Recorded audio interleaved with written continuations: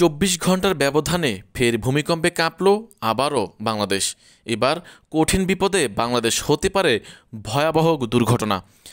নরসিংদীর মাধবদীতে ভূমিকম্পের ২৪ ঘন্টা না পেরোতেই গাজীপুরের বাইপালে আবারও কম্পন রেকর্ড করেছে আবহাওয়া অধিদপ্তরের ভূমিকম্প পর্যবেক্ষণ ও গবেষণা কেন্দ্র।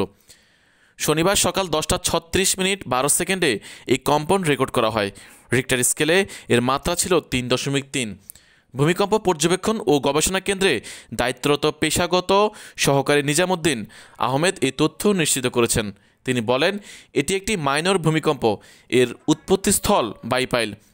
এর আগে গতকাল সকালে ঢাকা থেকে ১৩ কিলোমিটার পূর্বে ৫.৭ মাত্রার ভূমিকম্প অনুভূত হয়। এতে ২ শিশুসহ এখন পর্যন্ত ১০ জন প্রাণ হারিয়েছেন। এর মধ্যে ঢাকায় ৪ জন, নরসিংদীতে ৫ জন ও নারায়ণগঞ্জে ১ জন মারা গেছেন। এছাড়া বিভিন্ন জেলায় কয়েকশো মানুষ আহত হয়েছেন।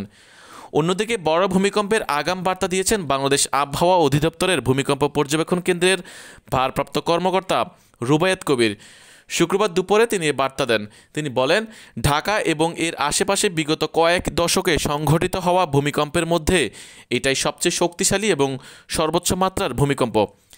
এই সময় দেশের অন্যান্য অঞ্চলে ৪ থেকে ৫ মাত্রার সামান্য বেশি ভূমিকম্প অনুভূত হয়েছে, তবে এগুলোর উৎপত্তিস্থল ছিল দেশের বাইরে। এই কর্মকর্তা আরও বলেন, ঐতিহাসিকভাবে এই অঞ্চলে একাধিক বড় ভূমিকম্প সংঘটিত হয়েছে, যা প্রমাণ করে যে এটি ভূমিকম্প ঝুঁকিপূর্ণ এলাকা। যে কোনো সময় বাংলাদেশে আরও বড় ভূমিকম্প হতে পারে, ঠিক কবে হবে সেটা আমরা বলতে পারি না। ভবিষ্যতে বাংলাদেশে কত মাত্রার ভূমিকম্প হতে পারে তা নিয়ে কথা বলেন মানারাত ইন্টারন্যাশনাল ইউনিভার্সিটির ভূতত্ত্ব বিশেষজ্ঞ অধ্যাপক মোহাম্মদ আব্দুর রব।